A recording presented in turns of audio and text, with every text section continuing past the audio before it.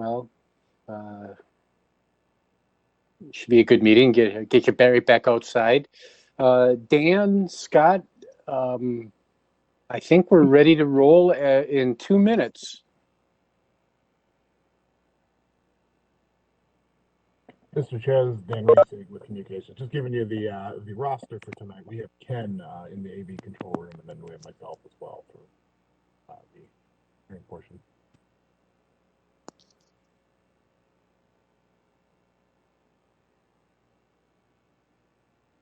This is Ken in the control room. Can you hear me? Was anybody able to find the conference ID number for this meeting? Ken, that number is 839-9767.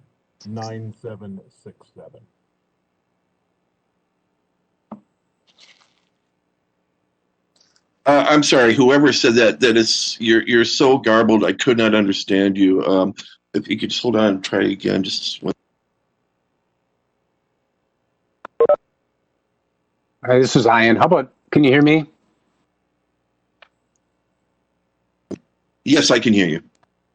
83 99 767. Okay, I have a big problem here with the audio. I cannot, because of an echo issue. If you could hold 5 seconds so I can unmute you and then start giving me the number, I really appreciate it.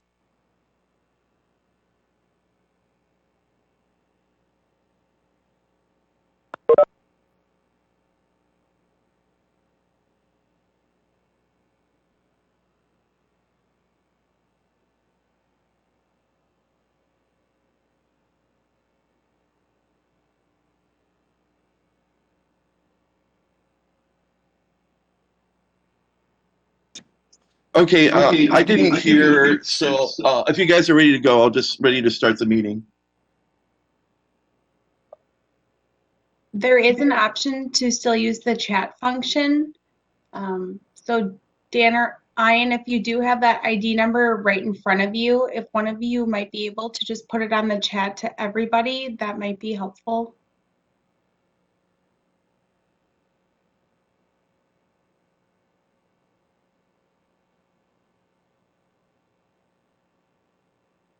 So wow, the Planning Commission is ready whenever the video production team is ready.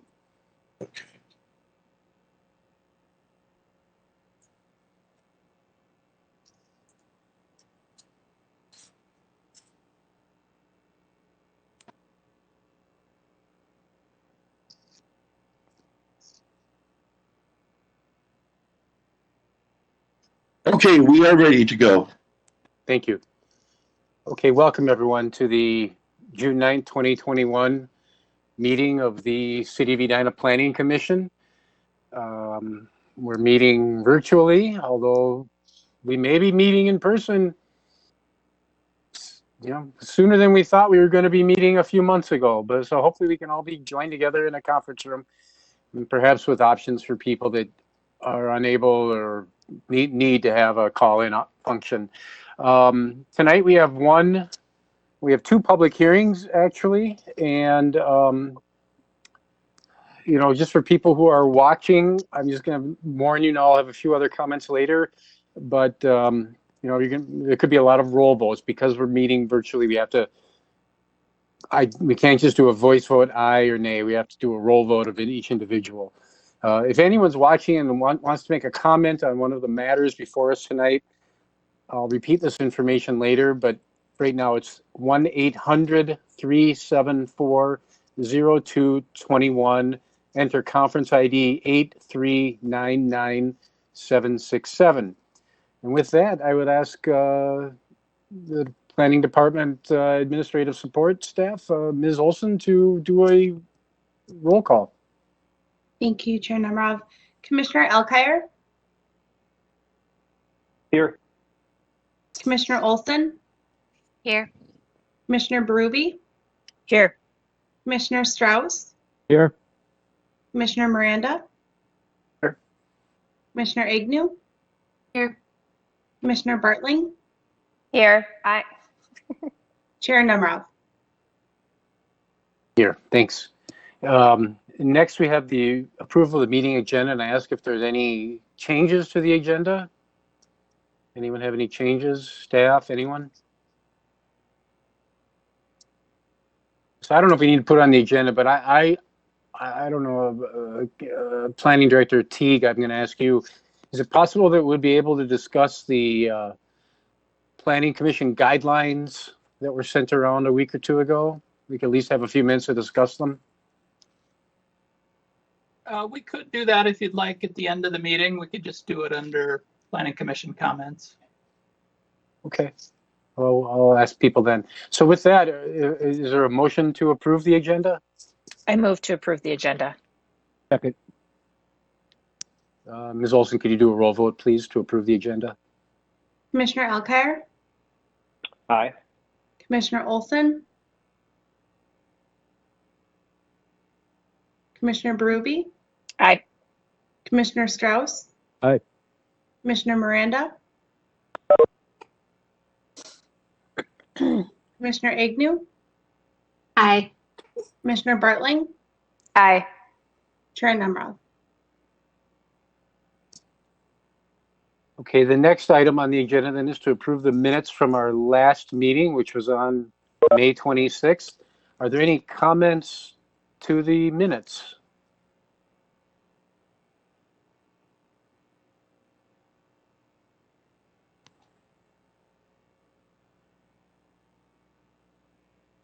Is there any motions related to the minutes?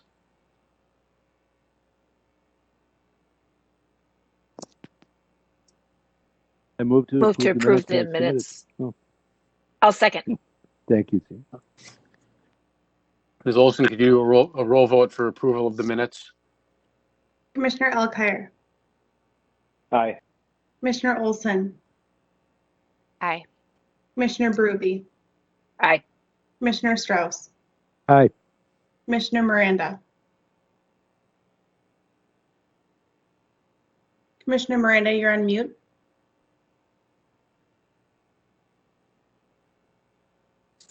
Commissioner Miranda.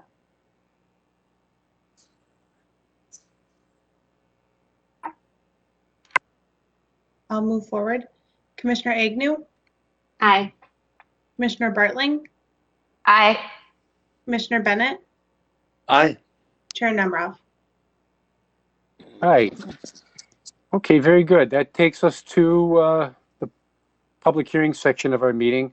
And before we start, I just want to add one other comment that I started adding at our last meeting, which is I know everyone's working hard and trying to give good consideration to everything.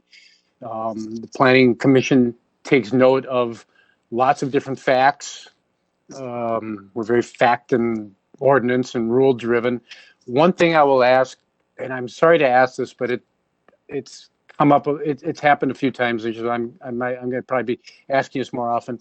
If anyone makes comments, please don't make personal comments. Don't attack ideas and concepts all you want is inappropriate, but please don't criticize a person. That's one thing I would ask if anyone's speaking on any matter. So with that, our first public hearing is a front yard setback variance for Stouter Circle. And it looks like we're being asked by staff to continue this to our next meeting. Is that correct?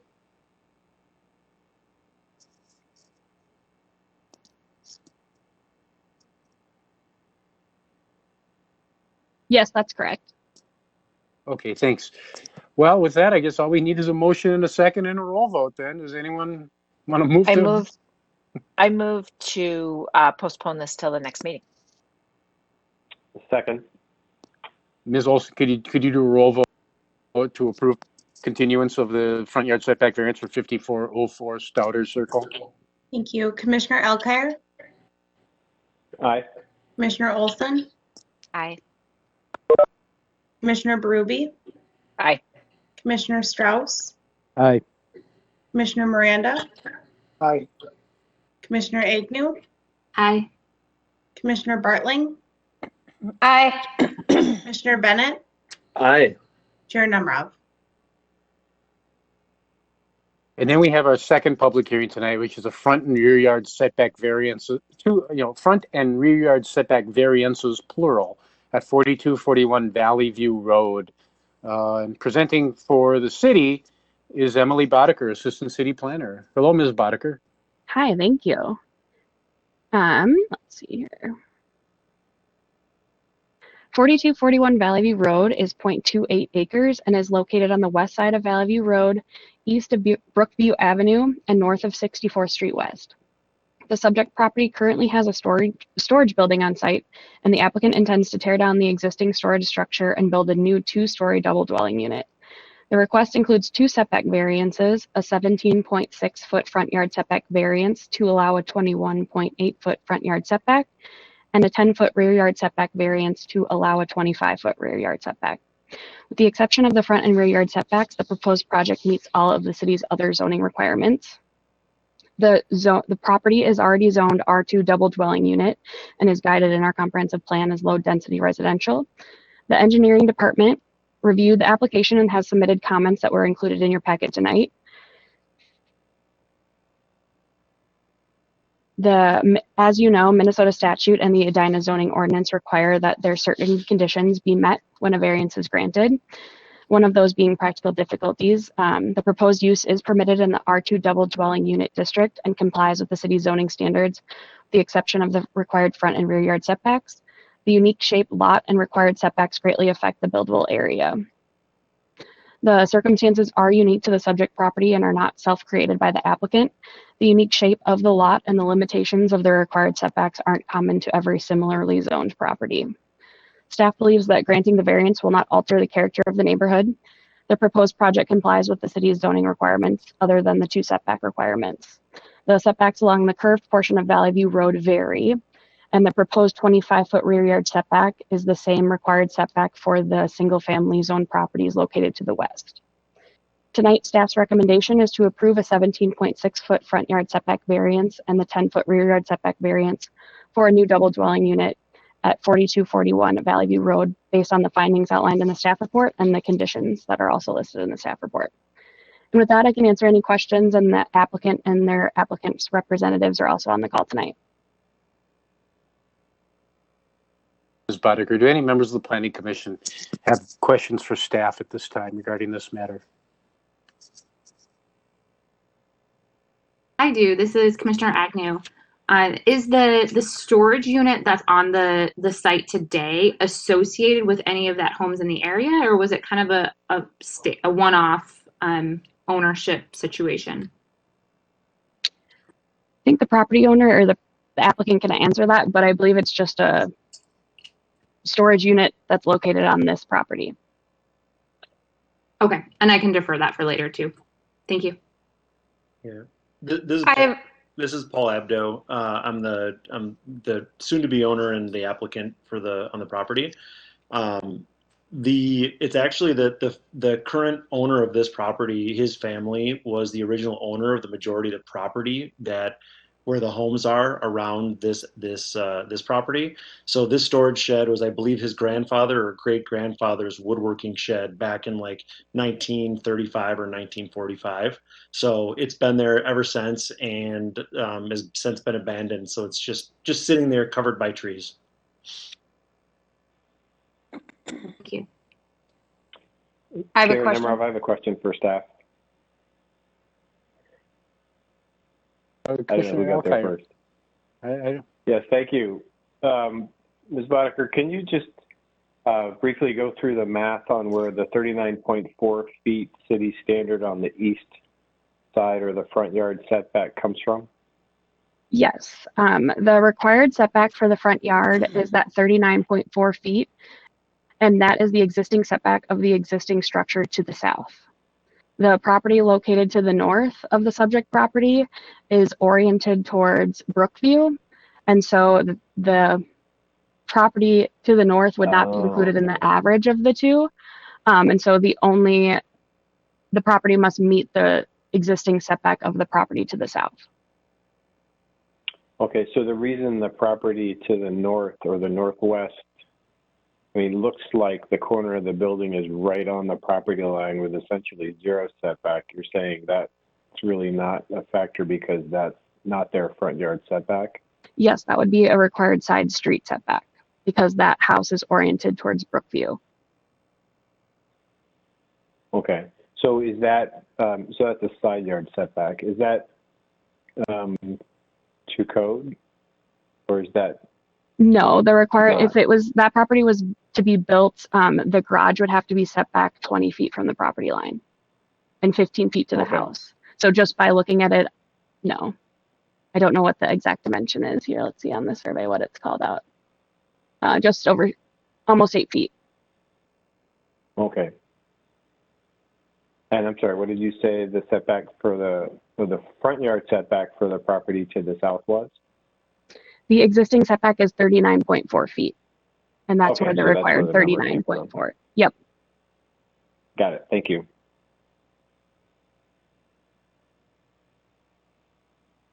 I think there was another commissioner that wanted to speak also. I didn't catch Sure, the name. Yeah. though. I had a This Commissioner Bartling. Oh, Commissioner Bartling, okay. And then Commissioner Strauss. First of all, so I'm seeing here that there's a lot 1 and a lot 2, and is it at this point, is it one lot? Yes, the applicant intends once a building permit's pulled and the foundation is started, they're going to be splitting the double dwelling unit so they could be sold separately. And I think the applicant might be able to speak to that a little bit more, but that's the intent. But we're not subdividing the property tonight, it's one property. So they're planning on subdividing an already too small lot into 2 lots? Yes, which is common with a double dwelling unit. So they can sell each individual unit. Okay, and what's the swath of land between the sidewalks and the property line? Is that just city property? That would be right of way. Okay. And then also, just to clarify, so there was a single property owner of much of this land and divided up and sold it off piece by piece? Yes. Okay. That's all I got for now.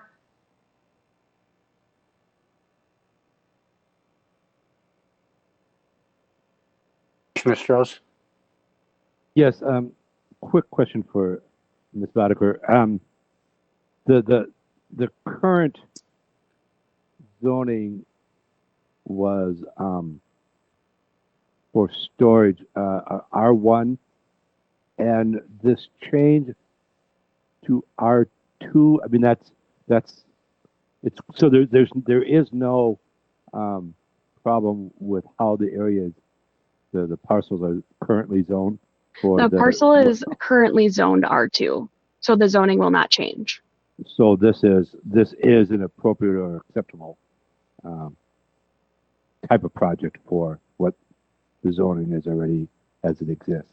Correct. Yeah, thank you.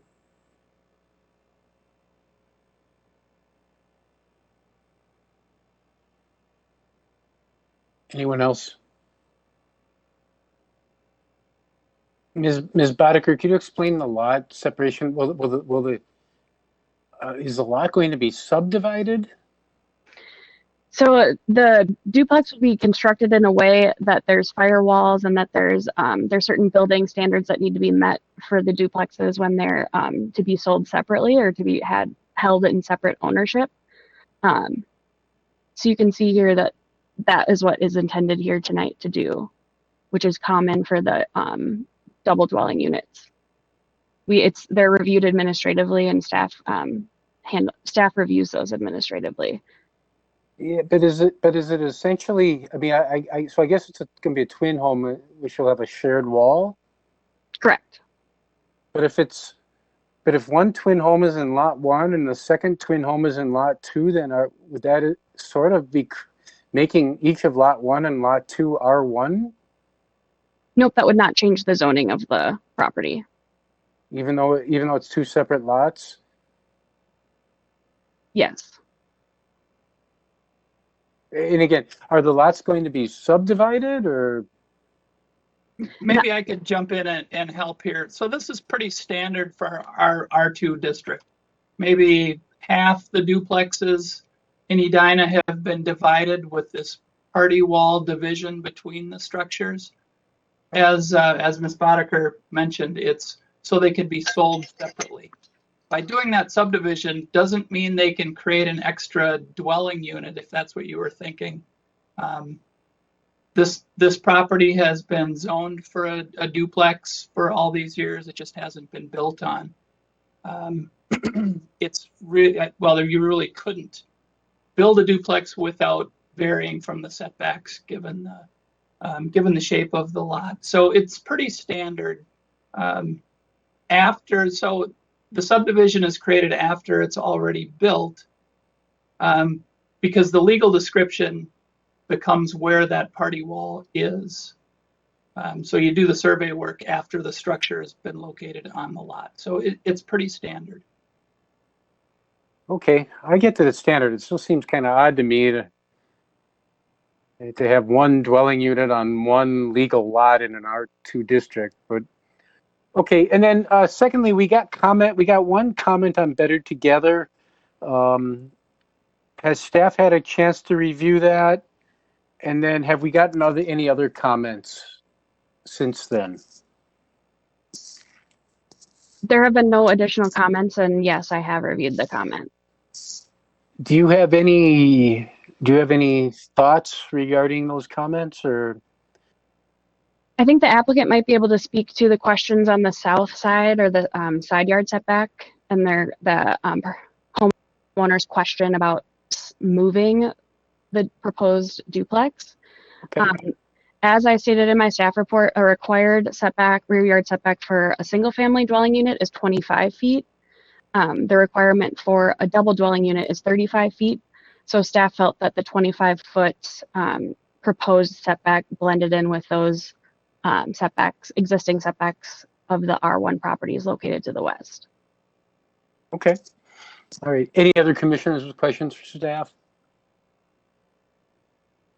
I want to bring the applicant up. Mr. Abdo, are you going to present? I think you may have someone else here with you tonight. Yeah, I've got Anna DeVolis and Evan Hall are here. They've got a better handle on that than I do, but I'm more than happy to answer any questions as they come up. Okay, well, Mr. Hall and Ms. DeVolis, that'd be great also.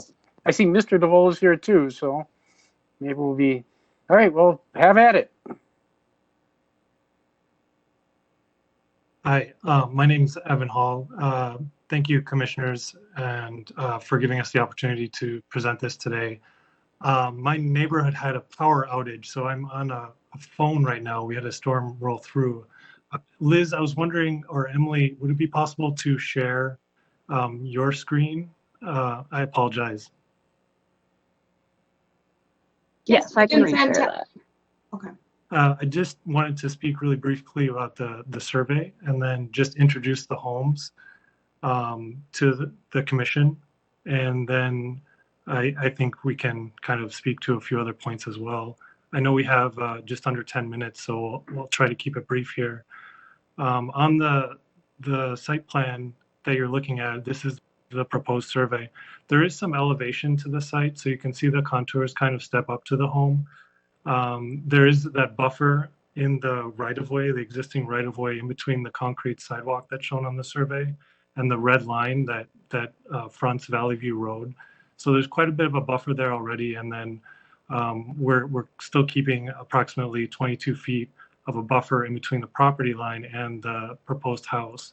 We stepped the house up to the north slightly, and we didn't maximize it to the south because we wanted to provide enough light for the proposed structure and also stay away from the existing building to the south, which is quite close to the property line at 8.9 feet. To the west, there's a house that has approximately a 25-foot setback, a single-family home. So in keeping with that, we're proposing that the rear yard setback at 25 feet. And then to the north, which is a side yard setback, where it's about 5 feet, 5.5 feet to the existing dwelling to the north, just off of the property line. So we kind of arranged the existing site to best fit the proposed side-by-side duplex, what we're calling a twin home that has 2 units on it. The house itself is two units. Each one has 4 bedrooms and 4 baths. The baths are not all full baths, so it's probably, like 3.5 or something like this. They're just under 3,000 square foot units. Each has a 2-car garage, which is dug into the earth, where the rest of the building is at the existing grade. So there would be kind of a retaining wall drive up to the garages, and then the main entry is on that the main floor, and then there's the upper level.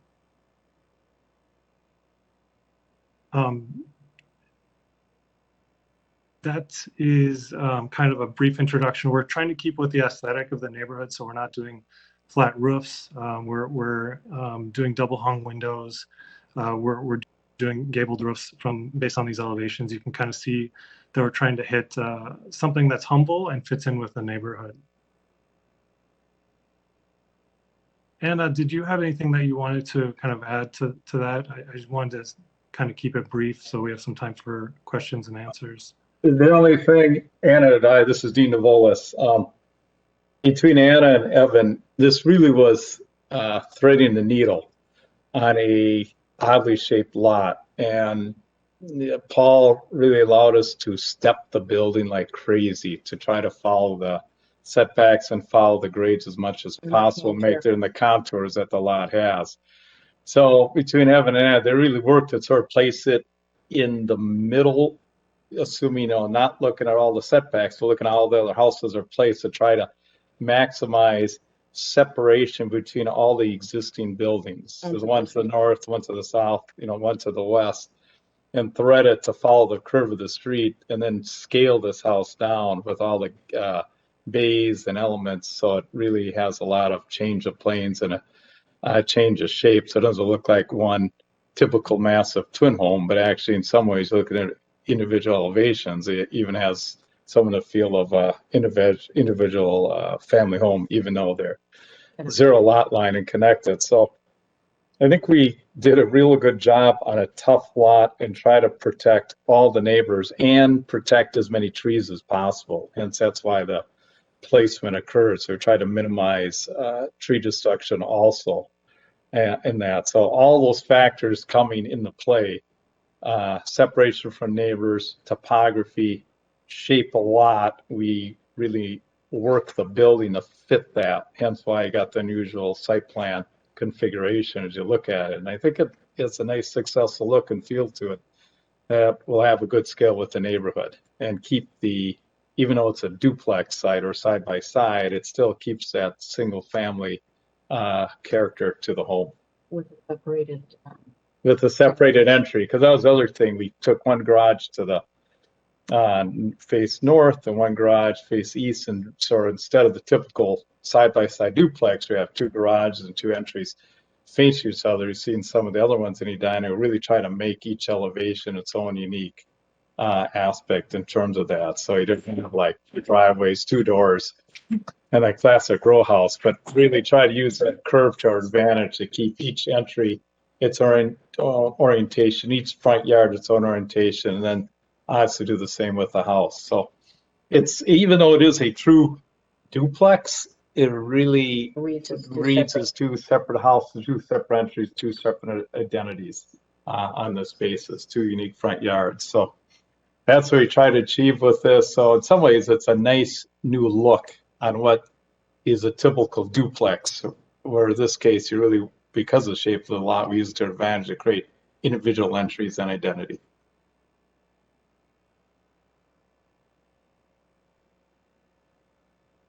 Thank you.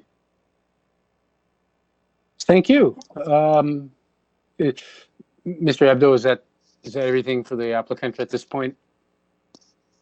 Yeah, I just wanted to thank staff. They were wonderful to work with through this process, and Ms. Boddiger really did answer all of our questions, and other staff members about navigating through. It was a little bit of a difficult site to take care of, and I don't know if our addresses are listed or not, but I live down the street a little bit, and there are a lot of redevelopments of homes that are happening in my neighborhood. So when Anna and I sat down to design the house, I wanted to make sure that it was in keeping with what was going on in the neighborhoods, and just really keep the feel as it set off the curb. And I think that she did a wonderful job in doing that. And the direction that staff gave us really gave us a little bit of flexibility and helped us do that. And I completely agree with everything that Dean said. I like the way that it sits. I like the fact that it stands off the boulevard a little bit, but it also blends into the architecture of what's going on in the neighborhood. And you do get those separate points of entry to make it look that it's almost a contiguous building, but yet it's got different elements that separate it as a duplex. So I just wanted to voice my appreciation for that, and look forward to building it and bringing it to the neighborhood. As a rule of thumb, always marry a smarter person than yourself. So. Exactly. We agree on that point, Dean. We agree on that point. Yeah. Okay. Well, does anyone have any questions for the applicant? Yeah, I have a question. Okay, So I'd like to go back to the submission on Better Together, speaking to the spacing with the home immediately to the west, as if I understood that correctly. So their argument was that it was too close for comfort, and that there might be better ways for you to place this structure. So it's you don't require as much of a variance. It's not so far to the west, and maybe instead place it so that you're using more of the south or the north.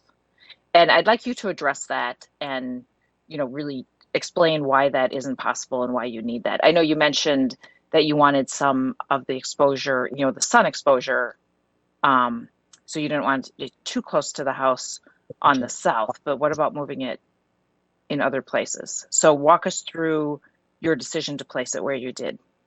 Evan, you want to take a crack at it, or me? How do you want to do that? Sure, I can start off here. Because of the shift, the triangular shape of the lot and how it kind of goes from the southeast to the northwest, drawing a dividing line right in the middle of the lot to separate the two units creates a kind of a hierarchy where there's a lot more space to build on the southern part of the site than the northern part of the site. But we wanted to keep it right in the middle of the lot to maximize the space all the way around instead of anchoring it towards one property. So if you were to look at a floor plan, which I would bring up if I had power here, I apologize. The northernmost unit would be about half as big as it is because of the 35-foot setback would cut off the back part of the house. And it even if we were to build further to the south, it would create an obstacle where we wouldn't be able to step the house as we did with the Valley View Road the way we have. We did try multiple options where we were trying to customize the house to the south. And that's honestly where we started out. But in addition to creating an additional buffer and equalizing the green space on all sides of the house, it allows us to do to what is zoned for this property in the R2 zoning, which is a twin home. Dean, did you want to add to that? Yeah, and the issues as we played with it, obviously an instinct, try to shove it to the southeast. Part of that could happen, or part of it is we start running into grade issues as we start working through that and start encroaching into the buffer that exists the houses to the south. So what we actually did was actually try to resolve the setbacks actually paired away from the house. So instead of encroaching the whole along the whole western property line, we pulled more of the house towards Valley View we cut a chunk of the house so only the one bay element actually comes back towards that side. So we try to minimize that encroachment as much as possible in the design. So that's why I say when we really threaded the needle this, we really sort of like a Tetris shape, we really work the various elements to try to minimize the impact on each side, work with the grades, preserve as many trees as possible, come up with this combination. So we thought we had come up with what I say is the best compromise for all neighbors and all conditions, preserving trees, minimizing intrusion, and maximizing setbacks on all sides. All neighbors are basically treated equally distance away in the process. Can you tell us what is the size of each of these homes? Square footage? Did you say 3,000? Evan, you got that number handy? They're approximately 3,000 square feet each. Correct. Okay. With a 2-car garage. Okay. All right. Thank you. Any other commissioners with questions for the applicant? Commissioner Bartling, do you? I was just gonna make, I noticed, yeah, that's, if it's 3,000, it's less the square footage of this 2-car garage. So that's probably another 400 or 500, right? And just to note this, these are 5-bedroom homes, each of them. So it's a 10-bedroom home on this lot. Yeah, these were made for families. This was a plan of these. Yeah, unfortunately, in my opinion, this lot is not made for a 5-bedroom twin unit. If the only real, in my opinion, way to make this property right is to have a Milwaukee flat style, where you have an upper and lower. You could design a home. It almost fits into the setbacks now. I would say you'd want to push on the side. You have the setbacks. You could push the house down to the corner on the south and pull away from the single families behind them. And just because theirs aren't 35 feet doesn't mean we should compromise and make it that. And we want to, we have set up our precedents as for reasons, and things are being grandfathered. But I think, I'm just speaking in my opinion, there's ways to design this in a way that could be more appropriate for the site. And it's a site that it's under square footage already. And I'm okay with that. I'm cool with, I love density. I love, and even, it's the R2 zoning. But I just don't think that this design is appropriate.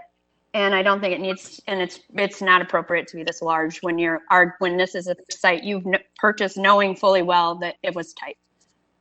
So. Okay. Understood, but the Milwaukee flat idea in this location, that is something that we looked at, but just doesn't make sense given the nature of the neighborhood.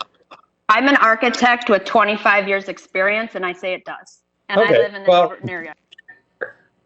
I'm going to jump in. All right. I think Commissioner Bennett, do you have something? Yeah. If you could pull up the site plan so everyone could. Jimmy, you're breaking. Your audio and video is breaking.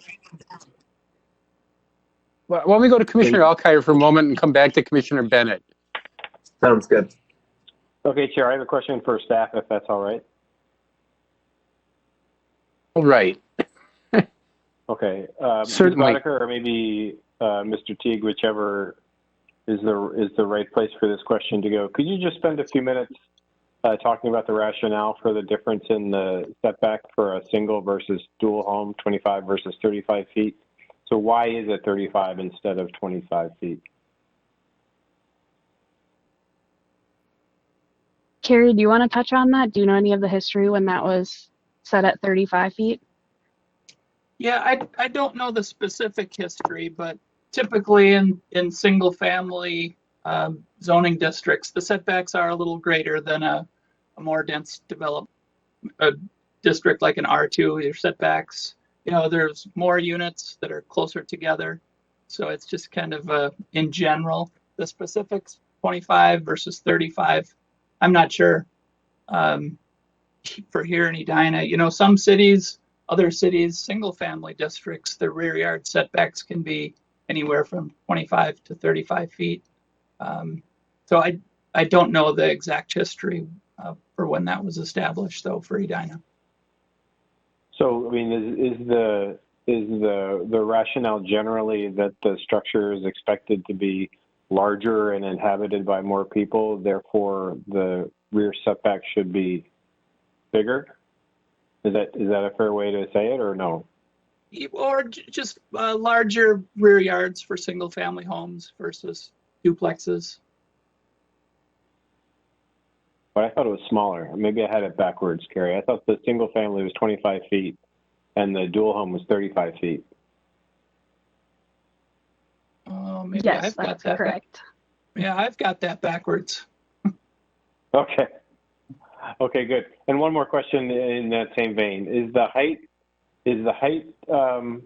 limit on this building the same as it would be if it were a single family? A single family house on this lot would be allowed up to 35 feet because of how wide the lot is. The Right. height allowance for in the R2 district is 35 feet, which this complies with. Okay. Okay. All right. Thank you very much. Yeah, Emily, a question on where are we taking the heights from? This seems like it would be much higher than 35. We measure height from average existing grade on the front of the house. So you can see on the elevations that were provided, they're showing where average or existing grade is, and then taking that distance or that measurement to the highest point. And that's where the just over 32 feet came. Okay. Commissioner Bennett, your video looks better. Yeah, I don't know what happened. Maybe a storm was going over. Yeah, could you pull up the site plan? Mhm. So I can be talking with a visual aid.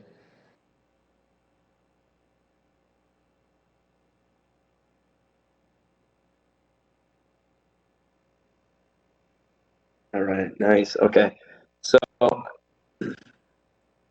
I guess my question is, as we look at how everything is, buffered between the red lines, I think it looks, kind of equally dispersed around the site, and that was alluded to try to, divide it up well. With one of the homes already very close to the property line, I think I also would be more comfortable here with both structures moving closer to Valley View, just because there is that buffer between that even further and the sidewalk. So first question, would you consider moving both, the entire footprint northeast away from both of those single family homes, even if it were just 5 feet, or 10 feet? And then second question would be the driveway, the south driveway that kind of bends. It looks like it's going through a bunch of trees that exist now, and if it actually just went straight to the east, it would miss all those. So I know you talked about protecting trees. Why does that jog up into the existing trees versus maintaining a more eastern route? Thank you. Evan, go ahead. Hey, Evan? Yep, I'm still here. Oh, sorry. The first question is, if we moved it further northeast, would that cause any issues with the grades? We did spot it in the middle of the property, so we would align with getting the garages tucked under and providing like kind of a basement space with a bedroom down in the basement with an egress window. So if we were to shift it northwest, we would be getting a little northeast. Oh, sorry. Yes, if we were to shift it northeast to get away from that western property line, I think we would kind of start to lose grade there a little bit. And it would start to get a little bit close to Valley View Road, which we thought we'd kind of maintain a buffer for sound reasons and for kind of visual privacy for the lot. So moving it forward. If we did 5 feet, just asking a question, I think we'd still be okay. I see where 10 may get a little aggressive. Would 5 be feasible and preserve everything you've pulled together on this? I believe so, yes. And then the second question is, can we adjust the southern driveway to avoid that cluster of trees, unless those aren't a real vegetation there? I'm not aware of the species of the trees, but we can definitely adjust that further to the south to miss those trees. Okay. I'm not sure exactly why the surveyor put the road exactly where he did. So I think, Yeah, because it looks like they're oak trees with 12 to 15-inch diameter, and I mean that seems like if you're talking about that seems pretty easy.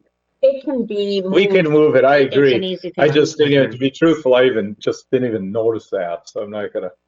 Well, I think we can do 5 feet to the northeast and still preserve the heights, because if we go 10 feet, the building gets taller on the side and it gets too dominant.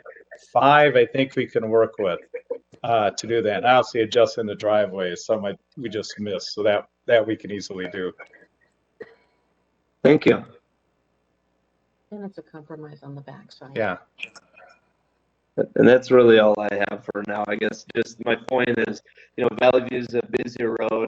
It's an R2 building, so usually we put that type of density, even if you're trying to mitigate for sound, usually it's in kind of higher traffic areas. And I think to preserve a more serene backyard environment and a buffer to other neighbors would be a better trade-off, a bigger win-win for everyone.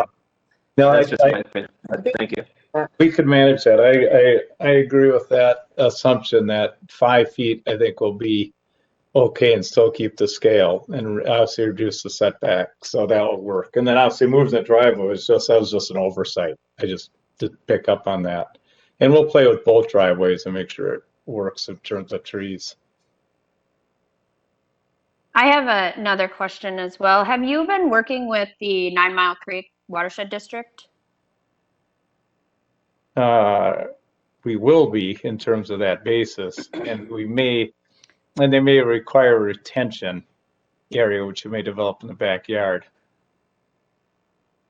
So yeah, because you guys are over the 32%, so you are in the district. The other, because being that you'd be splitting, so you would be planning on doing those retentions on both lots, correct? And so This will be a negotiation. Obviously, 1 is more efficient than 2, and you'll have to see how the Minnehaha Creek reviews that and looks at it. So we have space for both. Yes, we can split them. Obviously, do both lots, but in some ways, a single is better in terms of efficiency. But that's something we'll work through as we work through the district. We'll see what's the best way to handle that. Thanks. No, thank you. Any other commissioners have questions at this time? Well, you'll have opportunity later. So again, this is a public hearing, and that means that members of the public can call in and give up 3 minutes of testimony if they want. Here's the information, the call-in information if you'd like to call in. Call 800-374-0221. Enter conference ID 8399767. Press *1 to be placed in the queue. You'll give the operator your name, street address, and telephone number. And then we'll be placed into queue. As I mentioned, you have up to 3 minutes. We just ask 2 things, I guess. One is try not to duplicate something that someone else already said. I mean, it's okay if you do, but we ask that you don't read the volume of comments. The volume of the same comments doesn't change how we review things. And the second thing would be, as I mentioned earlier in the evening, just try not to make personal comments. Actually, don't even try. Take the try not to. Please do not make personal comments. So that said, I'll ask the City of Edina AV staff if we have any callers. Good evening, Mr. Chair. We did have one caller who was in the queue to speak, and then we just lost her connection. So we can go ahead and give a minute or so to let others catch up, but I would also advise we should give her an opportunity to get reconnected.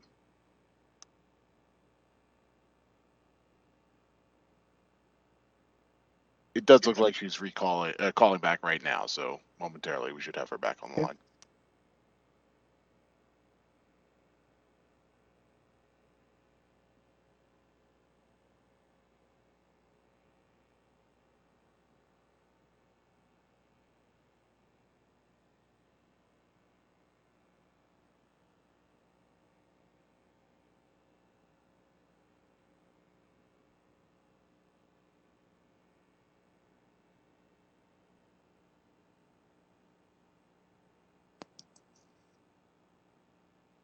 Again, if you're calling and you'd like to be placed in a queue, press *1.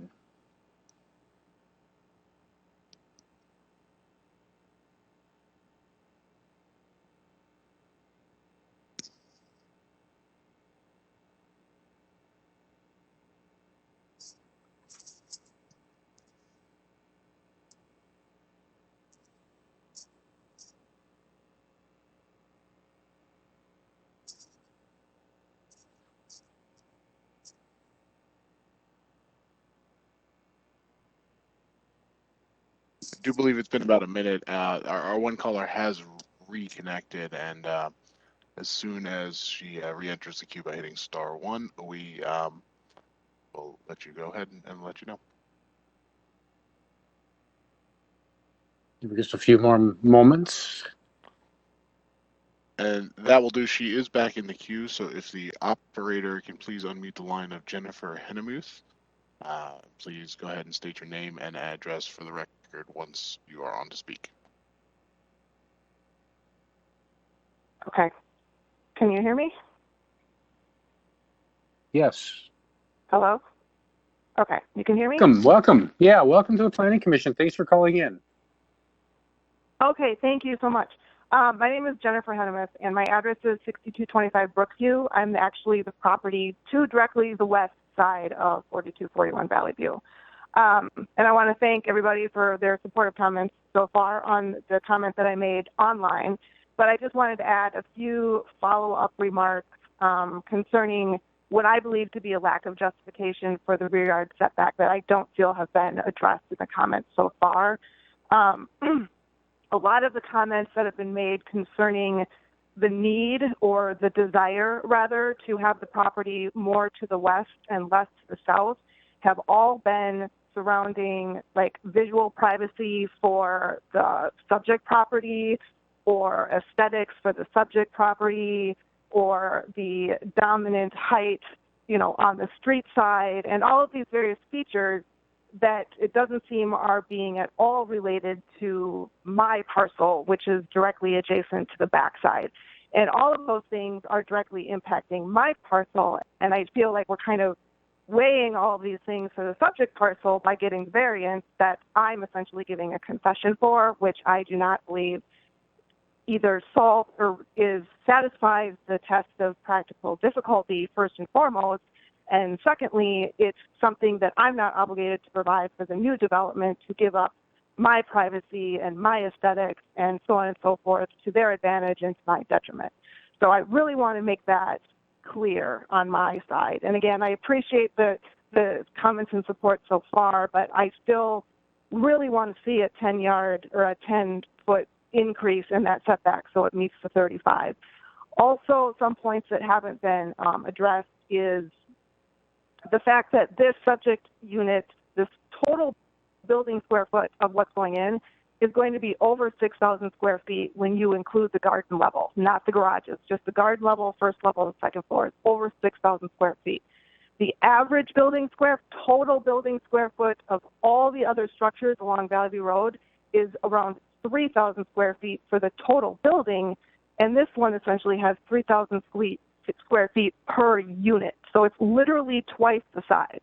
So when you take a building twice the size of every other building and then move it 10 feet closer to my property, that emphasizes even more the imbalance in the situation here. And it's completely inconsistent. And in regards to the comments from staff that it blends, it certainly does not blend. So I really want to emphasize that point because I just don't want to see that. And then lastly, with regard to trees, there are a lot of junk trees on this lot. I've lived here for 15 years. I can pretty much answer any question you need to know about it. And most of the trees can go, but there is the one most beautiful tree smack in the middle of the lot. It's exactly about 24 feet from the property line. So You're if at they 3 minutes. did preserve the 35, if they did preserve the 35 feet, they could save the most beautiful tree in the world. So I just want to make all of those points, and thank you so much for giving me the opportunity. Thank you. Thank you. Dan, are there any other callers in the queue? There are no other callers in the queue at this moment. If you want to wait few seconds just in case there may be someone who wants to call in. I would advise maybe 30 seconds at the most. Okay, we'll wait. We'll wait just a couple seconds. Sure.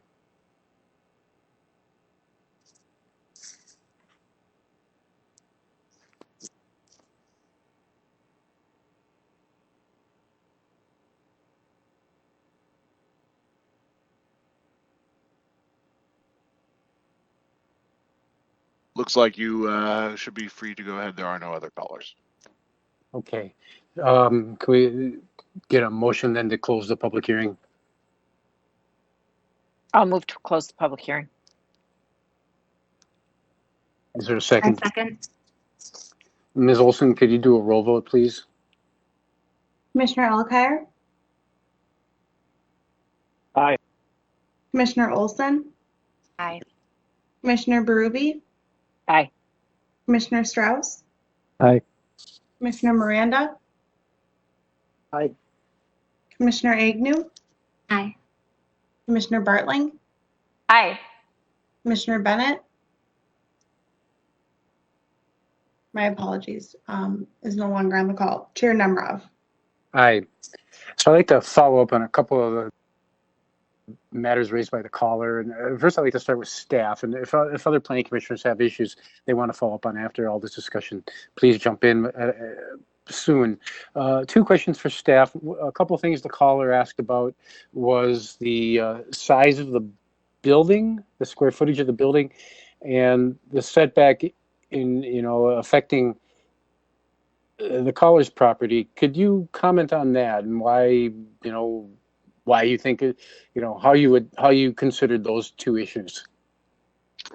The proposed building meets the building coverage requirements, so there isn't a separate size requirement or size limitation on a lot or on a property. So the subject or the proposed building does meet the city's building coverage requirements. So that's something that we would look at, or the only way that it would be limited. As far as the 25-foot setbacks go, staff's justification was that is the same setback for a single-family dwelling unit, and so it would be similar to what would be there if a single-family dwelling unit was built. Okay. Yeah, I'm going to come back to that in a moment, but then I have a question for the applicant, and then I want to ask other commissioners if they have follow-up questions. And that was one of the things the caller mentioned was that this tree, I think it's a white pine or something. What have you thought about that tree? How would that tree be affected if you rebuilt at 35 versus 25? And, what are your thoughts? If we move the 5 feet to the northeast, there's two pines. There's one that's 16 feet, one that's 22 feet. I think she's referring to the 22-foot pine. We can keep that one, and we're planning on keeping that one. So if we move the 5 feet over, we can preserve the one pine. The 16-foot will be marginal, but I could say that the 5-foot move would preserve the larger of the two. I think that's the tree she's referring to. Okay, thank you. Do any commissioners have any follow-up questions? Well, with that, I'm going to come back to a question for staff in a little bit, but I want to ask if anyone else has any opportunity. Now, I guess would be the opportunity if there's no further questions on the part of commissioners, if there's any discussion.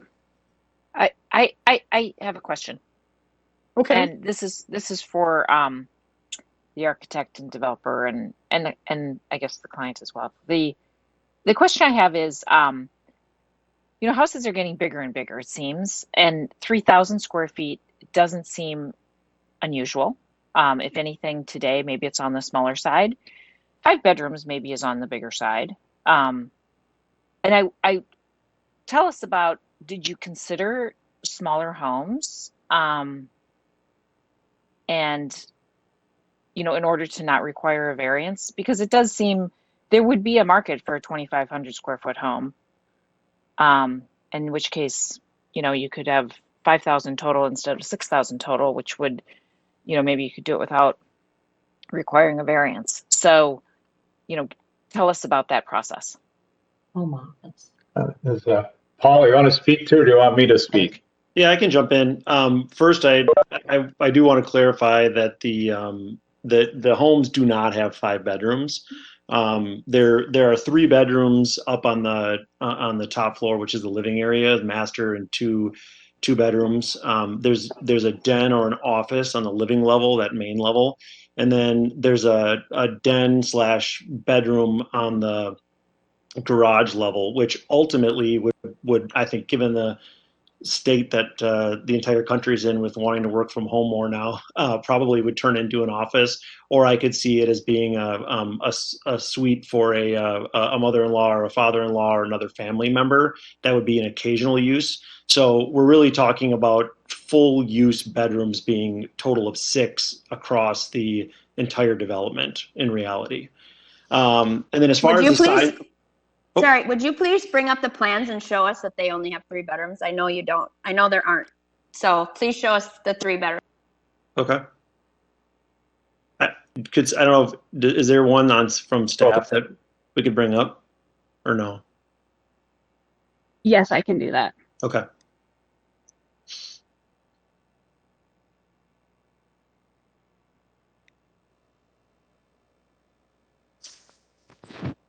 So this is the garage level floor plan that I'm showing now. Yep. So you see there's an office on unit 1. There's an office / bedroom that's on that main level there. So that would be, a relative suite or a caretaker suite that would go there. On the second, you've got a similar situation on in unit 2 on the main level, you have a similar situation there. If you go up to the main level, there's no bedrooms there.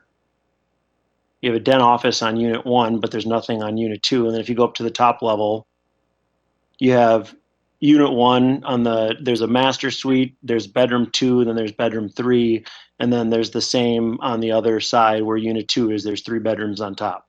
So there's for sure 3 bedrooms, possibly a 4th bedroom, but more than likely are going to end up being offices or temporary caretaker or a place where a family member would stay. The other unit had a basement bedroom and it had a large play den, which could be easily made into a bedroom. And the other office den they have closets, so they're all technically bedrooms.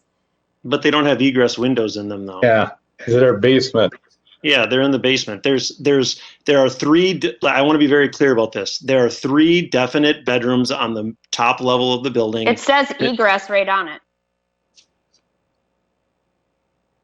Yeah, there's a playroom. There's a kid's playroom, and then there's an office / bedroom on the bottom where we said that there would be a potential for an office or a nanny, a caretaker, or a bedroom for a family member there. So there's definite 3, possible 4. There's 4 to 5 on the top unit 1, and then there's 4 to 5. I don't. Well, Commissioner Bartling, I'm not quite sure what you're looking at, but that's not what it is. There's 3 bedrooms on the top floor of the entire building on each side. There's nothing on the main level. On the bottom level. Thank you. This is Yeah, chair. stop. Yeah, I'm gonna let's move on. Just leave it. Thank you. I mean, we got. All right. I just wanted to be clear because of the density conversation that we were having about that. All good. We'll move on. No, I'll go back to my question then. Thank you for that. But then can you also speak to, did you consider making it a smaller footprint and maybe smaller square footage? And what did that look like? And yeah, I think from a smaller square footage, your ability to do a single family home on this lot, and given what's already there, where there's already a precedent for R2 because it's zoned, was where we drew our attention to an R2. There's a brand new unit that was built directly across the street where the square footage, I think the average square footage between the two of them are about 2,700 square feet in total, and they're both 4 bedrooms. So there's 8 total bedrooms on that property. And then 26, I think, or 2,850 square feet on each unit. And that was done very well. It looked great on the property. And so what we decided is that we essentially want to take a cue from that and move in that direction. It was a desirable property, and spoke to the people that are living there. And we just thought that it would fit the side-by-side duplex for sale would be a desirable product for that area of town, given that the precedent had already been set. All right, thank you. Mm-hmm.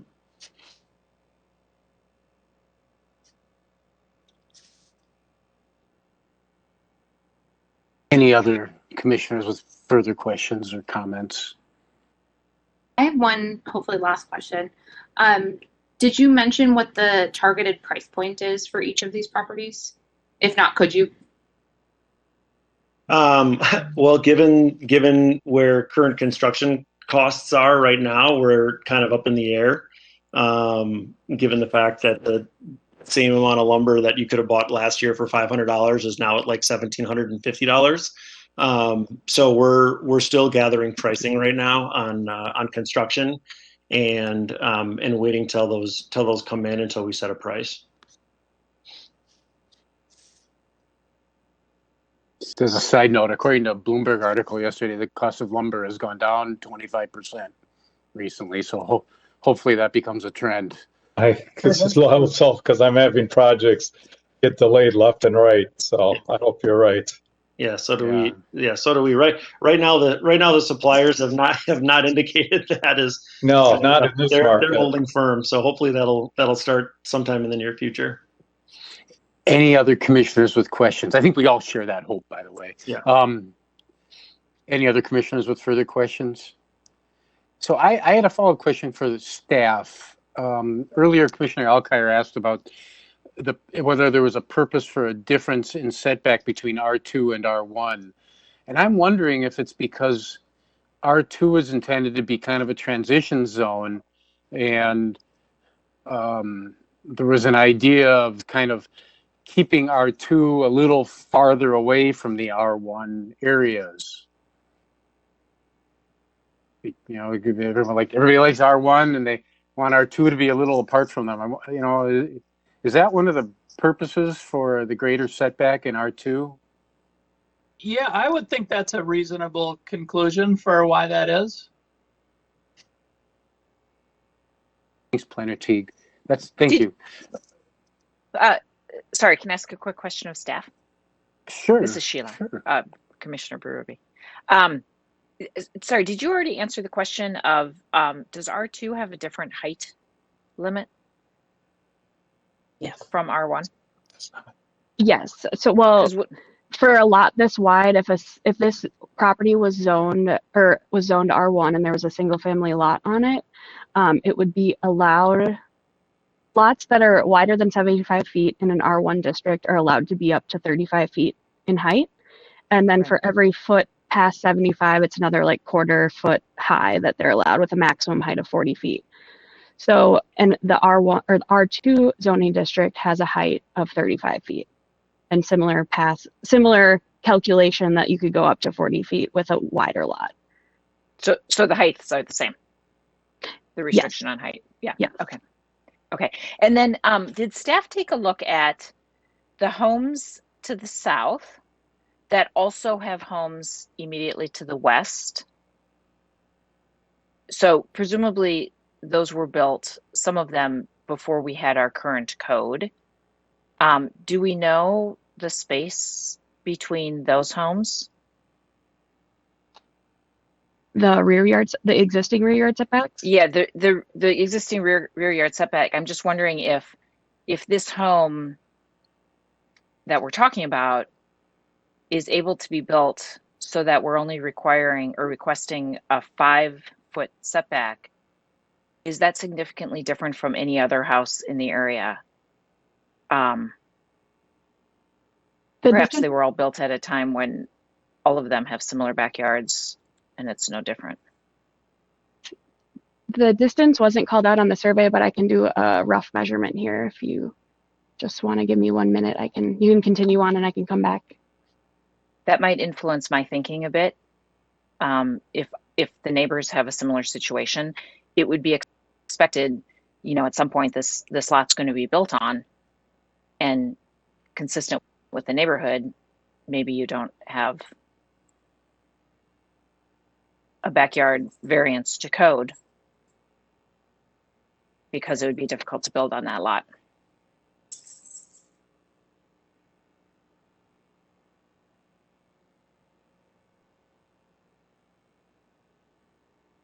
Planner.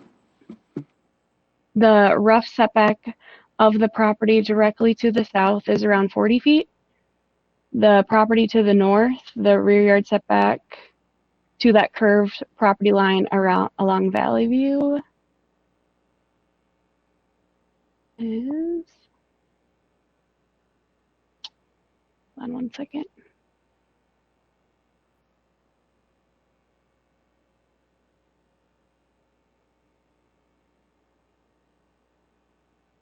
The furthest distance on the property to the north to the furthest distance on the curve is around 42 feet.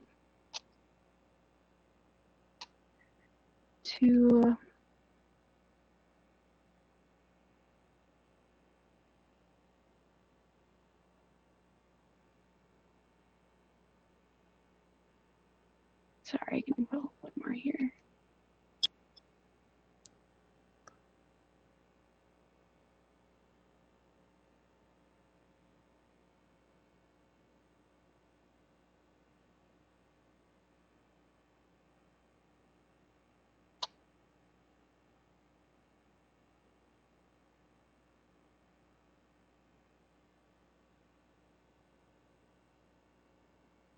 The property to the south, 2 properties to the south of the subject property is around 40 feet as well. And that's on this side of the street. I can pull other ones if you'd like to. No, thank you for that. I'm sorry to put you on the spot. I hadn't thought to think of that question when I was preparing the materials earlier, but I appreciate that. Mm-hmm. Any other commissioners with questions or comments?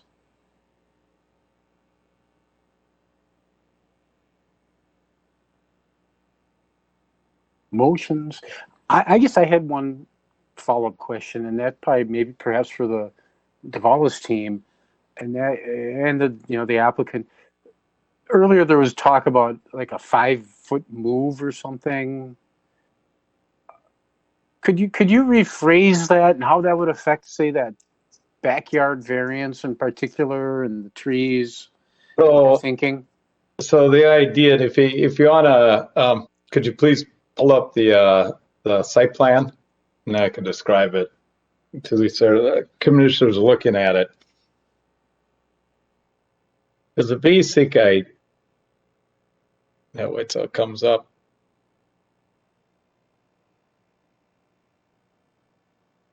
So essentially, the house would move northeast towards Valley View. So imagine it being slid up 5 feet towards Valley View, which essentially would obviously increase the backyard. And maybe, and Evan, speak up if I'm over promising here, we may slide it slightly to the south. So if you imagine going 5 feet up and slightly to the south, essentially that rear yard setback, I wouldn't say disappears, but suddenly gets down to 2-3 feet would be my would be my best guess. So what it would do is preserve the pine tree that the western neighbor referred to, and we may sacrifice one of the trees in front there, but that'll just be what it is. But we preserve the backyard. So basically, by maneuvering the house 5 feet to the northeast, it may be slightly to the southeast over, I think we can reduce that setback from 10 feet to, I'm gonna say this is a guess, probably 2 feet, 3 feet. So it would minimize it quite a bit by making it subtle and preserve the one tree for sure, and possibly, I'm gonna I'm afraid what is possibly the second tree that sits on the west side of the property. Evan, did I speak clearly on that? I believe so. We would need to increase the setback to the east, though. By doing that, it's kind of a trade-off, isn't it? Yeah, we'd be pushing towards Valley View. So our setback variance would be greater on the northeast, but that street has a huge boulevard in front. So it really isn't super impactful on that basis. And then it would increase the rear yard setback to allow more space in between the houses.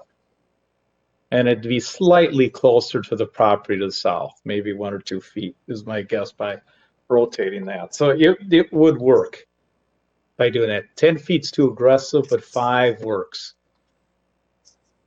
And then that slightly southward move too. And just to confirm, you're talking about a variance for 27 feet, not for the whole 52 or 53 feet Correct. of the length of the building, right? Correct. Because remember, it's just the points that hit it, because you see how we stepped it. So I think that may be a good compromise of shift to northeast, shift slightly to southeast, which increases the rear yard setback and preserves the trees. So that way, the neighbor that spoke, we can protect that visual block there. Well, thank you, Mr. DeVolis and Mr. Hall. So just here's 2 things that are better about meeting in person right now. One is you could be demonstrating exactly what you're saying on screen with an overhead. Yes, that's one. And then second, I would ask, if the applicant is good with that, if you'd like to, good with the change, because I think that could benefit you. And in person, you could kind of have a side conversation. But so I guess I'll ask you, and you're kind of on with everyone, and maybe you guys want to communicate separately or not. Is the entire applicant team good with that suggested change? If you put that out as then everyone, like the whole applicant should answer themselves. If that became a condition, we would be good with that. But Evan and Paul, I want you each to speak to that also, please. Yeah, I'm fine with it. I think that it's a good compromise, and I think that it solves a few of the points and issues that the commissioners have brought up, and I believe that the caller brought up as well. So I'm fine with it. I think Dean did a good job explaining it and what the changes do to the property. Well, thank you. So then I'm going to bring back to the Planning Commission and ask if anyone else in the Planning Commission has any further comments or questions, or if anyone has a motion, and maybe we could unshare the screen, please, if possible. Yeah, this is Commissioner Bennett. So I'd be comfortable making a motion. So I'd like to just first hear if anyone else had other comments. And one other condition I'd add would be that driveway moving to the south. Agreed. Thank you. Agreed. I'm just going to let other people speak if they have any other. Well, Commissioner Bennett, I think everyone's had a chance to speak, and I think they'll again. So if you'd like to make a motion, just go right ahead. I'd like to just say one thing. Sure. I think that this, as an architect, in my professional opinion, a twin home could be built on this lot that would fit within those setbacks, other than along Valley View. And I do not agree with this plan. I do not think it fits with the neighborhood. And so I just want to note my strong disagreement with this. But go ahead, Commissioner Bennett.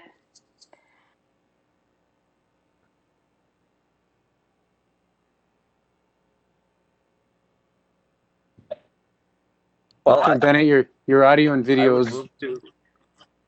Oh no, not again. Can you hear me? Yeah. Okay.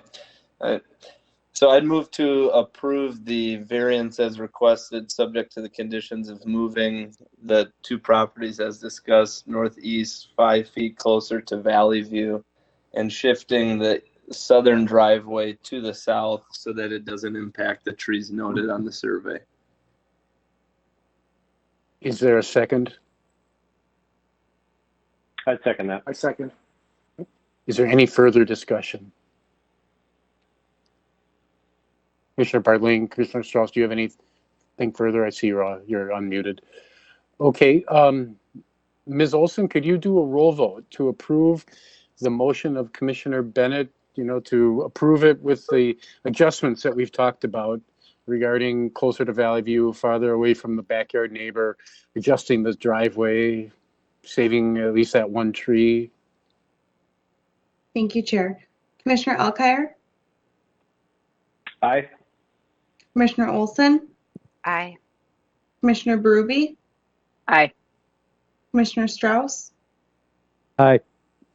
Commissioner Miranda, Aye. Commissioner Agnew, Nay. Commissioner Bartling, Nay. Commissioner Bennett, Aye. Chair Nemrov. Aye. Well, congratulations. Thank you, everyone, for a full discussion. Commissioners, thank you for your suggestions and ideas. That was helpful. So appreciate it. Thank you. Thank you. Thank you very much, commissioners. Appreciate your time this evening. Thank you. Well, that concludes our public hearing portion of tonight's meeting. And then we go to reports and recommendations. And so I'd like to just turn over to Planner Teague to see if you have anything. I don't have anything for reports and recommendations.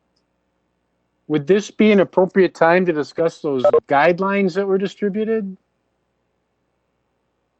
We could if you'd like. My understanding, though, that those were basically drafts, and we were submitting things via email, and then I think MJ was going to respond with a consolidation of the edits. It seems like that'd be more efficient than talking about it now, and we can't really remember what our edits were.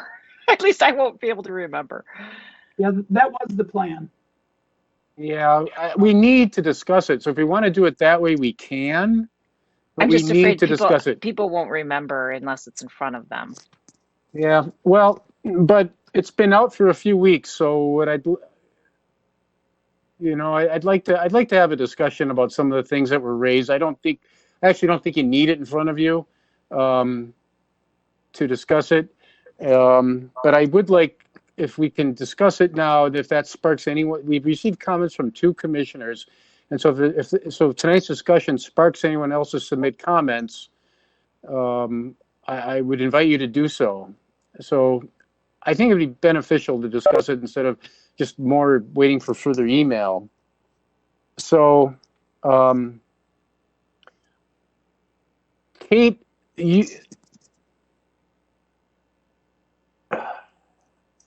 so we had the following comments were received, and then I have some that I'd like to share.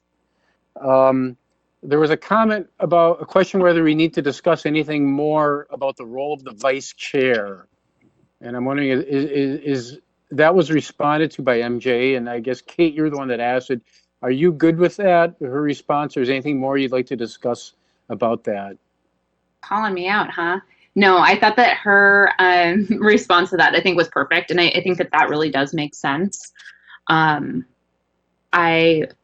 There are other organizations, other boards, which are obviously very different that I'm a part of, that do scope it out a little bit more thoroughly or differently.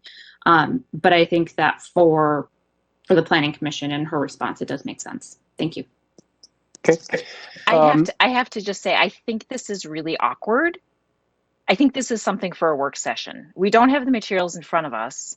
For those of us who did comment, I mean, I commented and I can't even remember. And it's totally off.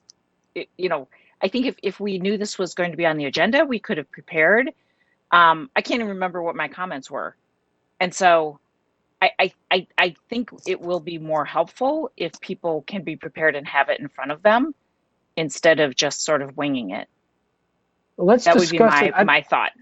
Okay. Well, if that's, I saw a thumbs up. There's a couple of things I still want to discuss in this one, but we'll postpone most of this for the next meeting.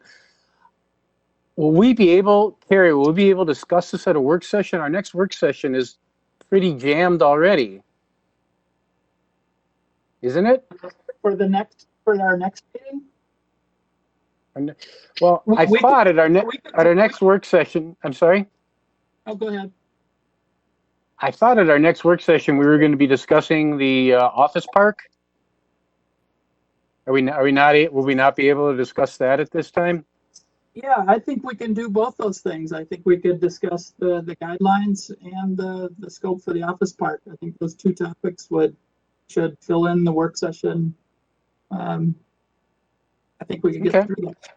All right, I'll come back to the office park in a moment. There is one item that came up in the comments that I do want to discuss that I don't think people need their notes, and there are questions about ex parte communications. And Kara, I'm wondering if you can address that issue. Yeah, so this goes back quite a number of years ago when these were first drafted. That was the planning commission's sentiments at that time, that there wasn't to be, meetings with developer, residents, that kind of thing. If they did occur, if you're out walking a site and you happen to run into a resident or that, if you do those kind of things, you just, at the public hearing, just simply say what your conversation was. You did this. So that's been kind of the general practice by the planning commission since these were written in. Were the ex parte stuff in, because some people thought, hey, is this new? How did the ex parte language in this version differ from the bylaws that had been in existence previously? I believe they're the same. Okay. Well, why don't we end there? If I could just ask everyone to look at it, and we'll try to discuss it at the next work session. If you have any comments, and if you don't want to send, if you just want to bring them up in the meeting, bring up in the meeting. If you want to send them in written, send them in written. However works best for you. I'll make it part of the packet so you all have it in front of you for next time. Okay.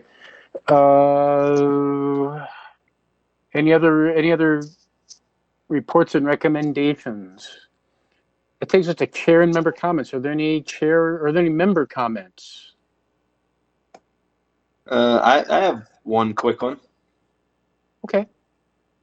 So, and I can provide some more info next time too, but just want to keep people, I guess, up to date with the Grandview redevelopment of the public works site and the infrastructure around it. So, and I don't know, I missed last meeting, so it might have been shared, so I apologize if it's repetitive, but the city council or the HRA did approve authorizing a bunch of the TIF funds that were about to expire, or I guess, yeah, were about to expire, to kind of cover a host of proactive and reactive improvements in that area, including sidewalks and closures of that ramp, potentially the roundabout, and one of which is that pedestrian bridge between that Brookside ramp, which is the one behind Jerry's, over the railroad, and sidewalk continuing to Arcadia. So that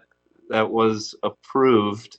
So the design and is going to get finalized, and that will be constructed. And I guess I was a little concerned that some of it was cart before the horse. Would doing all of this limit what could be done there?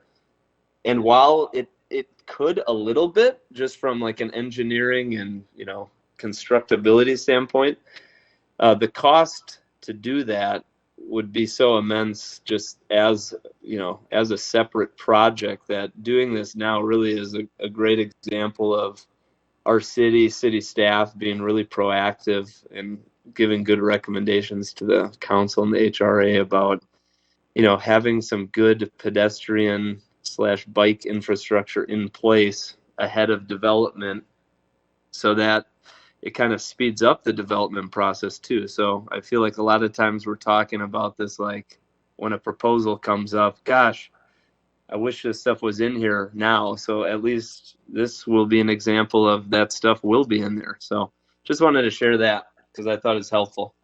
Thanks. Just to be clear, Commissioner Bennett, then you're saying that TIF was approved before the project was approved? Or maybe Planner T can Yeah, no, discuss. so the district has been generating TIF funds, and there's like an expiration date of like 5 years, and then it goes into the general fund where, go to, the state, the county, other services. So that was able to fund those improvements in the Grandview area specifically, which was the area that generated those TIF funds.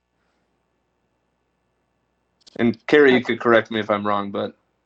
Nope, that's correct. Okay. Any other member comments?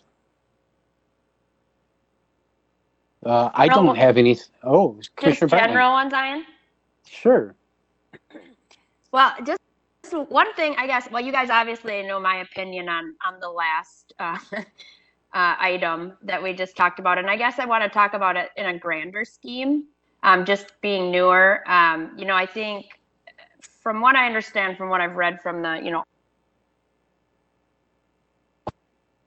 hit my space bar. So, in this case, in my opinion, as a very skilled, award-winning architect, I know that the twin home could have been built more appropriately for the size of this lot, or designed for that matter. And so what's so much about that is even more so, and it could have been a 3-bedroom, and you guys, it was a 5-bedroom, a 4 and a 5-bedroom home. It was 9, 10.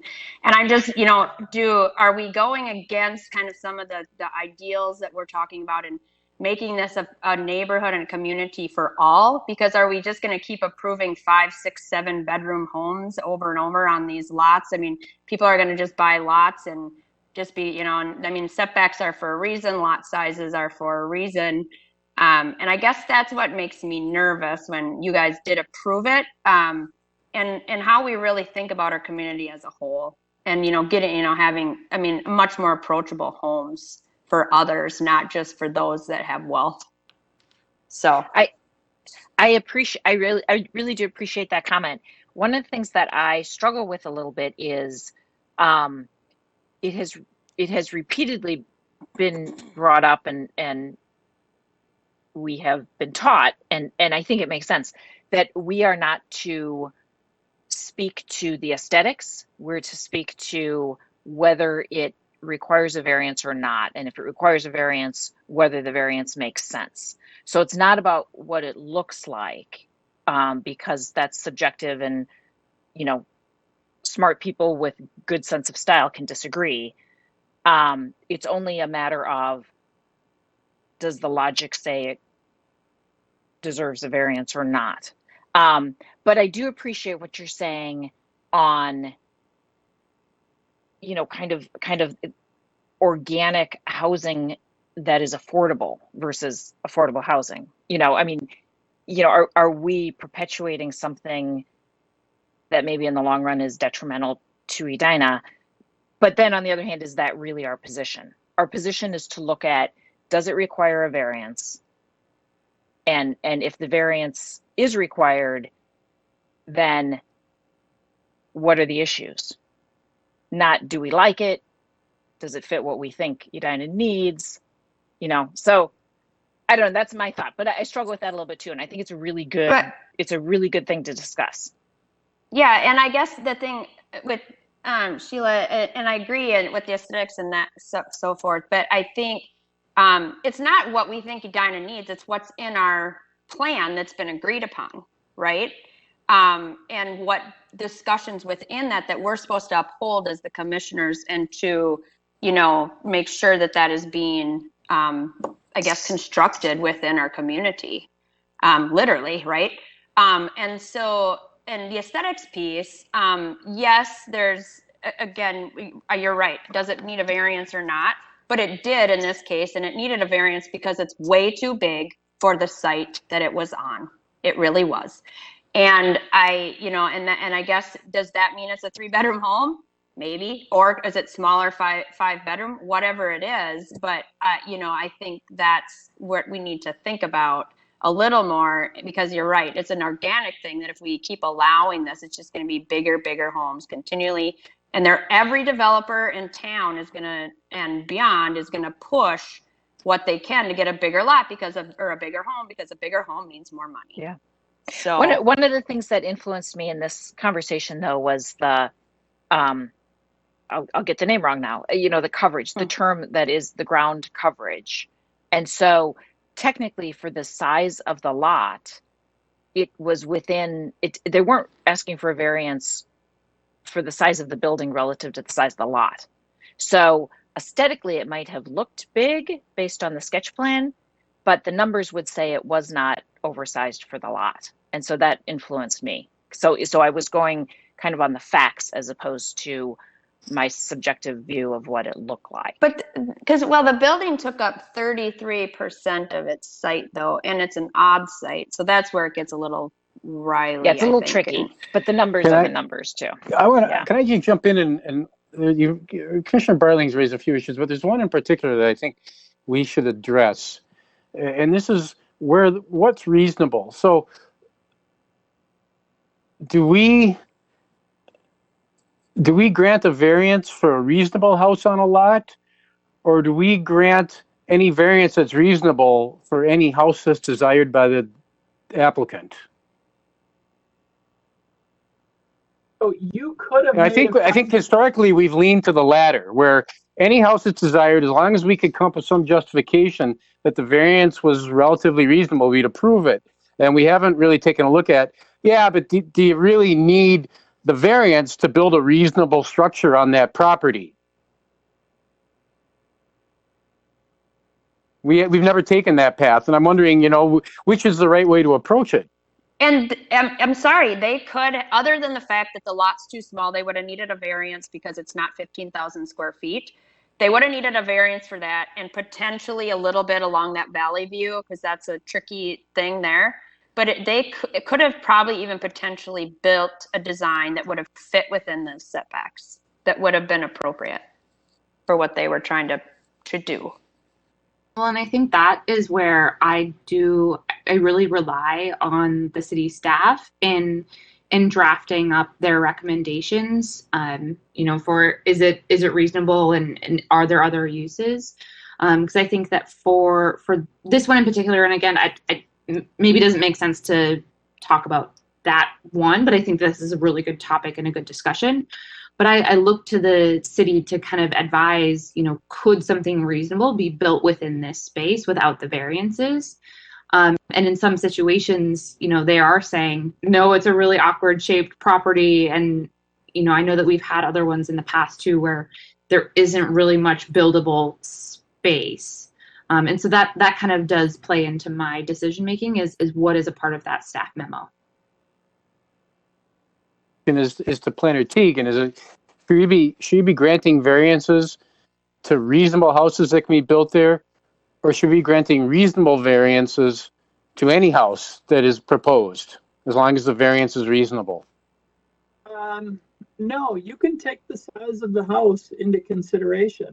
It's really, was that house reasonable for the site? And you could have made a finding that, given this neighborhood, it is too big. It's not necessarily about the number of bedrooms. It's the mass of the building within those setbacks. They were going to need a setback variance somewhere on the site just because of the odd shape. But that is part of the consideration. Is that house reasonable for the site? Another way I kind of look at it is, if we thought it was too big, we can make that finding. From staff's perspective, we looked at the building coverage. It met the building coverage requirement, and it also met the height requirements. But maybe in the future, we could take a closer look at surrounding structures, what their sizes are. It's kind of a mixture in this neighborhood, depending on whether it's a new duplex or an old one. Yeah, and Planner Teague, I think something to consider as well, and you said exactly right, and sorry, the bedroom, it annoyed me because right on the plans it said bedroom 4 and 5. So looking at like the bedroom sizes, right? Like those were considerable sized bedrooms in many cases. And so did they really need to be that large? Could they have squeezed that down to make things fit in a more appropriate size to that lot? If they had the lot that fit that, I guess that's what they get to do, right? But they didn't. And I guess that's something that maybe you guys could consider a little more so in your reviews. Anyone else on this topic? It's a good topic of discussion. You know, Carrie, one of the things that I almost brought up, and then I thought, you know, given where this lot is located and what we know of the Valley View plan and the need for more housing and all kinds of things, and because it's R2, I didn't bring it up, but what would have been the situation if we had said, well, why don't you just build a single story or single family home there, and then you could build it bigger? And they wouldn't have wanted to, because they can get, you know, financially it makes more sense to have a double. But would that be possible on an R2? Then would you need a variance to do a single home on an R2 lot? We considered an ordinance amendment, but I don't think it passed. So no, they would have to rezone it to R1. Okay. So, if I can say something. You got it, Lou. Yeah, I mean, if we're talking about, you know, affordability of housing, I think, I mean, it seems like, at least from the teardowns I see in my neighborhood and just going around Edina, people want less, or people require less open space on their property than they used to. But we've got all these huge lots. And so I think, if anything, if you want more affordability, I think we have to think about reducing our minimum lot size for anything. To me, the thing with this lot was that, you know, it's an odd shaped lot, and, you know, they show the buildable area and it's some bizarre little triangle or something, you know, and so I'm like, well, sure, I guess you can build something larger than that. But if we're really talking about affordability, you know, then we've got to talk about ADUs, or like on France, the proposal or the sketch plan a few weeks ago or a few months ago of, you know, they're splitting the lot in two, basically having a house in the front and a house in the back. You know, I think we need to look at smaller lot sizes if we're talking about affordability. So thanks. Yeah, and I thought they had less space, and I thought that they addressed the approach much more thoughtfully and fitting the neighborhood much better. And again, I'm all for density, all for everything. I just didn't feel like this was a good approach, and they could have made it fit. And Kate, I thought your question on what's the price point on these was a good one, and they masterfully avoided the question. Well, I thought that really got of course they know a range. They just didn't want to tell us, and it's going to be high end, of course. But then really, I mean, is that also out of our purview? Because who are we to say what something should be priced at? Price is out of our purview. Yeah. I think it's out of our purview to dictate what the price is, but when a part of our purview is thinking about the character of the neighborhood and how it fits into that, I do think that price point fits in. Be careful not finding about price. It has to be about the size of the structure.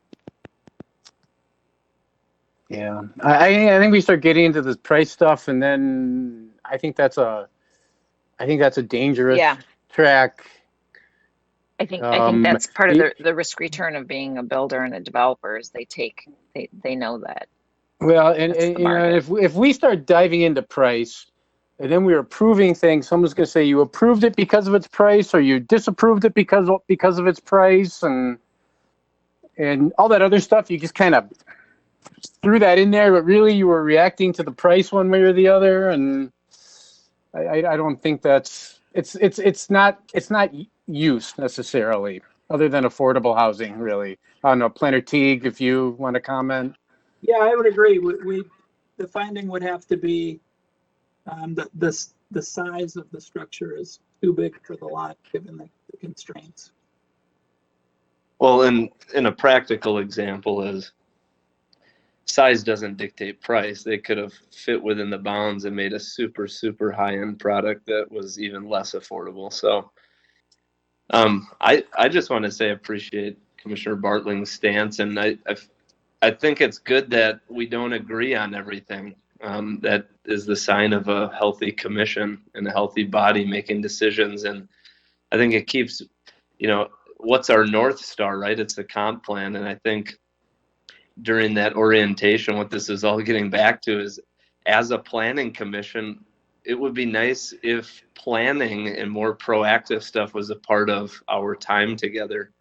And unfortunately, it's a lot of reactive stuff to one-off things that, like, yes, we can control potentially this one example, but if they met everything and it still didn't look great or was too big, it wouldn't have even been before us. And so I think it's just a good reminder too, is, let's keep looking at the comp plan and addressing areas, because like that, the orientation presenter made the point of, is like, as soon as we approve the comp plan, it's out of date. Things are outdated. So, I mean, if there's examples like this, it's just worth talking about, and maybe there's something that could come out of it that benefits, the greater community. So thanks for bringing it up and talking through this. Any further comments? Anyone else? So actually, I did have a few things. First of all, I agree with Commissioner Bennett. Thanks for bringing it up. I think, I think one indication of bad organizations is when everyone agrees and they're happy and everyone just falls in line. And, so I think it's good. I completely agree with Commissioner Bennett. Actually, I think that's one of sometimes bad organizations fight like just angry cats and dogs, and then they die quickly. But most bad organizations, it's everybody just agrees. They never discuss things that they're not sure about. So thank you. Second, some of the thoughts, and maybe Commissioner Miranda reminded me of this, and Commissioner Bennett also. We're going to be just starting the discussions about work plans pretty soon. It's June, and I don't know, when do we have this discussion, Carrie? May, August, really? Oh, yeah, we'll need to start. Yeah, we need to put a draft together and start talking about that. So maybe even on our regular agenda, first meeting in July, or even that last meeting in June. So tonight, I'm just asking, start thinking. I think Commissioner Miranda brought up accessory dwelling units, something that we've talked about on our agenda for several years. Other people have other things. Start thinking. What do you think you want on it? And then finally, 2 items. I want to share a couple of things that I've been thinking about lately. I don't know if they're work plan items or not, but they're things I've been giving brain space to that I want to share with you. One is there's an increasing national trend to disallow for new construction the use of gas. No gas appliances, no gas water heat, just everything going electric. There's a lot. I think the state of Washington has put this in. Maybe 40, 50 cities in California have a variety of standards. I think it's going in New York, perhaps. And that's one thing to think about and maybe you want to look into. It's a climate change type issue. The second thing I've been giving thought to is facial recognition technology. Not something we typically use, but I don't know if everyone's familiar with facial recognition technology, or the pluses and minuses and the good and the bad and all that and the opportunities. But one of the things that's come very clear in facial recognition technology is it's likely inherently biased for a lot of reasons, and you can look into this more. So one trend that is growing, in fact, the city of New York and other cities are passing this, and I've actually communicated with a national organization about this, are ordinances putting more requirements on use of facial recognition technology, particularly for multifamily residential buildings. But there are broader ones too. There's a lot of police use of facial recognition technology and all kinds of use. but one that particularly to us is use of facial recognition technology in multifamily residences, because often it's been shown, I mean, the bias of facial recognition technology is pretty well acknowledged. YouTube just came out and changed their terms of use, basically saying, yeah, we recognize that facial recognition technology has some inherent biases, and Google's having a lot of separate issues, and MIT, people from MIT have done a lot of studies on this. But there are ordinances out there now. Some are saying, let's restrict it completely. And others are saying, let's put some rules in to ensure fairness in use of facial recognition technology by landlords, in particular within our bailiwick. I don't have anything else to say beyond that, other than this is something I'm looking into, and I would encourage you to maybe, if you want, give some thought to it, because this is an issue 5 years from now. This is going to be, oh, of course, we got to deal with this issue, but it's not one that's on everybody's radar right now, but I think it will be sooner than later. So would you expect that would be a planning commission issue? It could be. I mean, with regard to multifamily residential, I mean, it could be a joint planning commission, human rights commission. But if it's an ordinance, just like TDM can be a planning commission thing, if it affects development approval, it could be. Let's put it that way.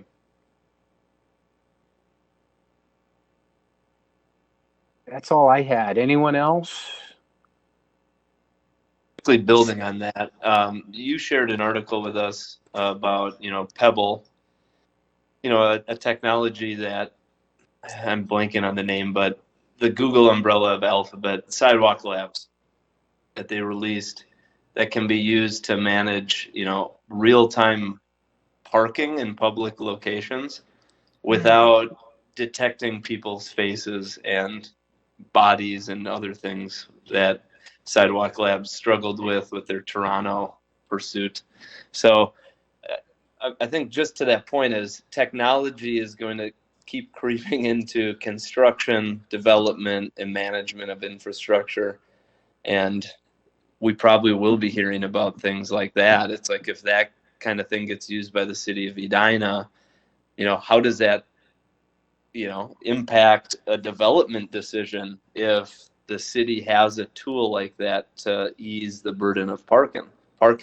So I think for sure we should have on our radars technology as it impacts the management of infrastructure. And that's a good reminder. Thanks. Thank you, Commissioner Bennett. Anyone else? Staff comments. I think there's plenty of things Carrie might have planned to go over. One that I wanted to ask, two I wanted to ask. One is, can you talk more about the office industrial program? Maybe give us a plan, or just where you're at and what we can expect next. And then second, I think recently the council had some interesting matters that covered things that we had dealt with. I'm wondering if you could review those. That was my plan, to cover both those. So I'll start with the council. At their last meeting, they made a decision on the group home. So they upheld your decision to not allow the expansion of that group home from 6 residents to 10. They made a decision on the Perkins site, kitty corner from City Hall there. They did approve that project. They put a condition on it that and this really is more on staff, and it goes back to the discussion that you all had, that we need to put together a plan to address those transportation issues raised by the neighborhood. What that exactly means, we'll find out. But they did approve it subject to doing those things. So that's a city project, not at the expense of the developer. It could be financed through any potential TIF development. They haven't made application yet for TIF yet, but I think that's part of the thinking is some of those TIF funds could be used to fund those transportation needs. So that was that one. They also held public hearings on projects that you recently did, but didn't make a decision on. So that's the 4040, the affordable housing project there on 70th, the Minnehaha plat, and the sign variance that you all denied at your last meeting. the applicant did appeal that one, so we held the public hearing and they'll take action on that next week. We also will have the parking ordinance. They'll hold a public hearing at their meeting next week and then make a decision at their meeting in July. In regard to the Cahill plan, we'll have to come up with maybe a better name. Some of it's referred to as the Cahill Industrial Park, the Edina Interchange. There's a lot of different names floating around out there, so that maybe that's part of our charge is come up with a better name rather than the Cahill Industrial Park. So we've got a draft of an RFP together. We're going to work with admin to put it in whatever formats they need. I thought we would probably bring a draft to you at that work session at our next meeting, but it includes a timeline. The idea is for the commission to select the work group, select the council, probably June, July. Maybe we could get a kickoff meeting in the August, September, begin the process in that time frame once we've got the consultant selected and the work group selected as well. And then from that point on, maybe it's a 9 to 12 month process. We'll work together a specific work plan, talk about the number of public meetings we want to have. That's always a big issue, a big topic. So that's the plan, is we will have something in writing for you at the work session that we can talk about and discuss. Thank you, Carrie. One other thing I wanted to highlight from the last council meeting, as part of the Perkins discussion, there was kind of a discussion, hey, do we need a master plan before we can develop? And there was a lot of discussion. It's not completely, related to what we had discussed, but one thing I would suggest is, if you want, is I thought that Council Member Jackson gave a very thoughtful discussion at the 3-hour, 20-minute mark of the meeting. It's about 2 minutes. She spoke about, the chicken and egg nature of planning versus dealing with what comes up when it comes up. And if you want, it's like she spoke for a couple minutes, and you might want to watch the whole thing, but I thought that was that was something that would be worthwhile just checking up on. So, anything else, anyone? Could I just say one more thing? Sure. I don't think I need to remind everyone that today was the record 9th day of over 90-degree temperatures in Minnesota in June. So this is set a record for the earliest date that we've done that. And as I've said before, the University of Minnesota has, professors there have said that we are just headed for more and more heat waves every summer. And this is, of course, due to climate change. And as a planning commission, I think it's our responsibility to address that. Thank you, Commissioner Miranda. Yeah. Anyone else? No, totally agree with what he said, with what Lou said. And, I keep seeing, too, cars that are just, running, just, idle. I know we keep talking about that, too, but Lou, you and I, we'll fix it. We'll figure out something. So I watched, I watched a lot more video and TV last year than I have in the last few years. And I watched this French show. I can't remember what it's called. It was on Netflix. It was 5 episodes. It's kind of like a cops and robbers thing. It was pretty entertaining. The first episode, though, it was an art thief, and they were stealing from the Louvre. And so they had the getaway car. The guy, for some reason, picked this really bright red sports car to be the getaway car while they were stealing from an auction at the Louvre or something, and all the rooms all dressed up fancy. And the cop comes up to him, the getaway driver, and the guy thinks he's busted. It's like, oh, he knows why I'm here. He knows I'm the getaway driver. And the getaway driver tries to act like he doesn't know what he's saying, like he doesn't notice him. The cop just knocks on the window, and finally he rolls down the window, and the cop says, hey, turn off your engine. Have some sympathy for the environment. And they go, oh, okay. And, and that is common thinking in other countries, but here it's not. And that was just considered normal, so anyone else? Well, that takes us to our last item on the agenda, and that's adjournment. We need a motion and a second and a roll vote. I make a motion to adjourn. And I'll second that. I think we had a third and a fourth, but Ms. Olson, could you do a roll vote, please? Thank you. Commissioner Elkire? Aye. Commissioner Olson? Aye. Commissioner Berube? Aye. Commissioner Strauss? Aye. Commissioner Miranda? Aye. Commissioner Agnew? Aye. Commissioner Bartling? Aye. Commissioner Bennett? Aye. Chair Nemrov? Thank you, everyone. Good talk. Good discussion. Good night.